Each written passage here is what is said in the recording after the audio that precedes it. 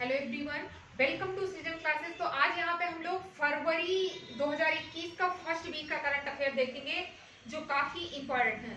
जैसा कि बजट भी पेश हुआ है फरवरी में, तो उससे रिलेटेड जो इम्पोर्टेंट चीजें हैं उसको भी हम यहाँ पे डिस्कस करेंगे। तो आइए देखते हैं, भारत में पहला पेपरलेस बजट अगर आपसे पूछा जाए कि किस वित्त वर्ष में पेश किया गया, तो वो 2021-22 का, मतलब कि इस बार का जो बजट है 2021-22 का वो पेपरलेस था। जैसा कि कोरोना का पैंडेमिक चल रहा है, सारी चीजें आपकी ऑनलाइन हो रही हैं, वर्चुअल हो रही हैं, मीटिंग्स वगैरह, तो उसी तरह से ये कैसे अछूता रह सकता था। तो बजट भी जो है पेपरलेस पेश किया गया।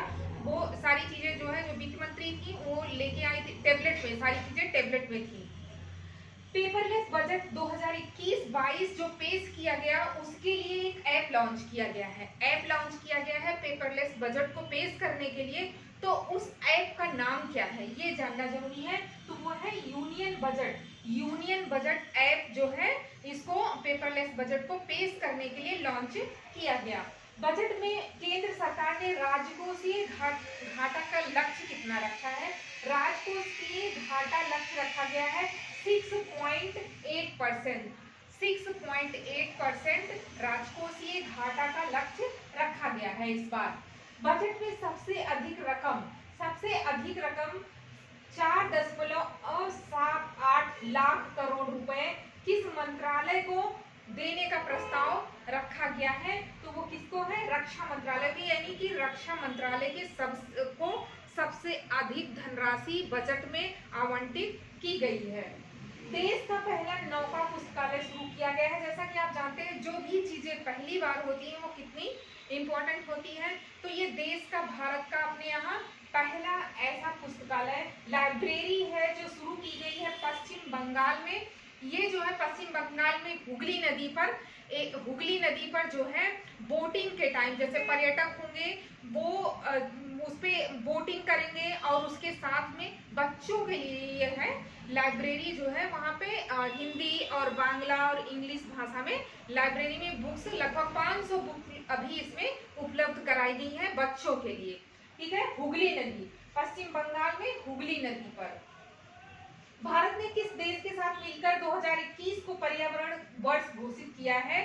तो ये किसके साथ किया है? ये फ्रांस के साथ किया गया है। पर्यावरण को सुरक्षित किस तरह से रखा जा सकता है, किस तरह से ग्लोबल वार्मिंग वगैरह सारी चीजों को जो है, मतलब एक तरह से अवेयरनेस लाने के लिए लोगों में, ये जो है क्या किया गया है? भारत जो है 2021 को फ्रांस के साथ मिल करके पर्यावरण वर्ष घोषित किया है।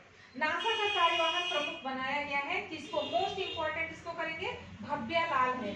नासा अमेरिकी जो है ये स्पेस एजेंसी है, नासा अमेरिकी स्पेस एजेंसी, उसका जो है यहाँ पे कार्यवाहक प्रमुख बनाया गया है। ये अपने आप में प्राउड फील करने वाली है क्योंकि ये भारतीय मूल की है। भव्या लाल जो है ये भारतीय मूल की है, इसलिए ये इम्पोर्टेंट है। नासा की कार्यवाहक प्रमुख इन्हें बनाया गया है। स्टील अथॉरिटी ऑफ इंडिया मतलब कि सेल की पहली महिला चेयरपर्सन बनी है। कौन बनी है? अब तक के इतिहास में सेल की जब से स्थापना हुई उसके इतिहास में ये पहली महिला जो है चेयरपर्सन बनाई गई है। सोमा मंडल इनका नाम है। सेल का मुख्यालय नई दिल्ली में है। सोमा मंडल पहली चेयरपर्सन बनी है। भारत की सबसे कम उम्र की महिला पायलट कौन बनी है? आयशा अजीज। ये जो है ये भी क्योंकि पहली बार हुआ है तो इसलिए इंपॉर्टेंट हो जाता है। इनका नाम है आयशा अजीज। ये जम्मू कश्मीर की रहने वाली है आयशा अजीज। भारत की सबसे कम उम्र की महिला पायलट बन गई है ये। आगे है नंदा देवी पर्वत का ग्लेशियर फटने से, ये आप इन सारी चीजों से अच्छे से वाकिफ होंगे। नंदा देवी पर्वत ग्लेशियर फटने से उत्तराखंड में बाढ़ ने तबाही मचाई, उसका जिला पूछा जा सकता है। तो जिला कौन सा है? चमोली जिले में है ये, जहाँ पे ये घटना हुई थी ग्लेशियर फटने की। दूसरा है इसरो का रिकॉर्ड तोड़ते हुए किस स्पेस एजेंसी ने 143 सैटेलाइट अंतरिक्ष में स्थापित किया है? इसने इसरो का रिकॉर्ड तोड़ा है, इसीलिए ये अपने आप में इंपॉर्टेंट हो जाता है क्वेश्चन। तो उस स्पेस एजेंसी का नाम है स्पेस एक्स। इसके जो प्रमुख है, इसके जो सीईओ हैं, इसकी जिसने स्थापना करी थी उनका नाम है एलन मस्क। एलन मस्क की ये कंपनी है। उसी ने रिकॉर्ड जो है 143 सैटेलाइट को अंतरिक्ष में स्थापित किया है। वो इसरो की यानी कि जो अपनी स्पेस एजेंसी है भारत की, उसका रिकॉर्ड तोड़ा है। अपने यहाँ 104 सैटेलाइट को लॉन्च किया गया था। कब? ये जो है 2017 में 15 फरवरी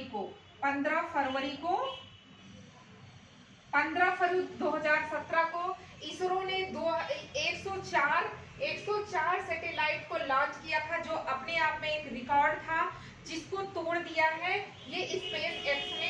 ये जो है 143 सैटेलाइट को लॉन्च किया है, बहुत ही ज्यादा इंपॉर्टेंट है। और इसके जो सीईओ हैं उनका नाम है एलन मस्क। ये जो है वर्ल्ड के नंबर 1 अरबपति भी हैं, नंबर 1 अरबपति Elon Musk. Asian cricket council का अध्यक्ष किसे बनाया गया है? तो जैसा जो गृह मंत्री जो हैं उनके ये बेटे हैं, जैसा जो बीसीसीआई के सचिव भी हैं इस टाइम, तो इनको एशियन क्रिकेट काउंसिल का अध्यक्ष भी बना दिया गया है। ये जो एशियन क्रिकेट काउंसिल है, ये जो है जो एशियन क्रिकेट काउंसिल मतलब जो प्रशासन की जो प्रशासनिक इकाई होती है, जो प्रशासनिक इकाई मतलब जो प्रशासन देखती है इसका, उसी से रिलेटेड है, उन्हीं के जो है अध्यक्ष बना दिए गए हैं। इसका मुख्यालय कहाँ पे है? श्रीलंका में इसका मुख्यालय है। नेक्स्ट है विश्व आर्द्र भूमि दिवस मनाया जाता है। विश्व आर्द्र भूमि दिवस मनाया जाता है 2 फरवरी को। इस बार की अगर आपसे थीम पूछी जाए तो क्या है? आर्द्र भूमि और जल। आर्द्र भूमि और जल इस बार की थीम रखी गई है। ये आर्द्र भूमि जो दिवस 2 फरवरी को मनाया गया, इसकी थीम है। नेक्स्ट है ई कैबिनेट लागू करने वाला कौन सा राज्य कैबिनेट के सारे काम कागज रहित करने वाला देश का पहला राज्य बन गया है? ये मतलब कागज रहित सारे काम इसके कैबिनेट के जो भी वर्क होंगे वो कागज रहित होंगे। कौन सा है देश का पहला राज्य ऐसा करने वाला बन गया है? तो वो है हिमाचल प्रदेश। नेक्स्ट है भारत का पहला तूफान अध्ययन परीक्षण मंच। भारत का पहला तूफान अध्ययन परीक्षण मंच यानी कि टेस्ट बेड राज्य में बनाया जाएगा। किस राज्य में बनाया जाएगा? क्योंकि ये भी पहला है भारत का पहला तूफान अध्ययन परीक्षण मंच, तो ये उड़ीसा में है। उड़ीसा में है, जैसा कि वहां पे बहुत ज्यादा ही क्या होता है, बहुत ज्यादा आप देखे होंगे तो वहां पे बहुत सारी समस्याएं बनी हुई हैं। जैसे अभी बीच में भी बहुत सारे तूफान वगैरह आए थे, तो इसीलिए यहाँ पे क्या रखा गया है? भारत का पहला तूफान अध्ययन परीक्षण केंद्र जो है स्थापित किया जाएगा। अभी किया नहीं गया है, कहाँ पे? उड़ीसा राज्य में। तो ये रहा फरवरी का करंट अफेयर। इसके बाद में हम लोग इसी तरह से इसको करते रहेंगे, वीकली करते रहेंगे, और जो सब्जेक्ट की क्लासेस चल रही थी वो सारी एज इट इज चलेंगी।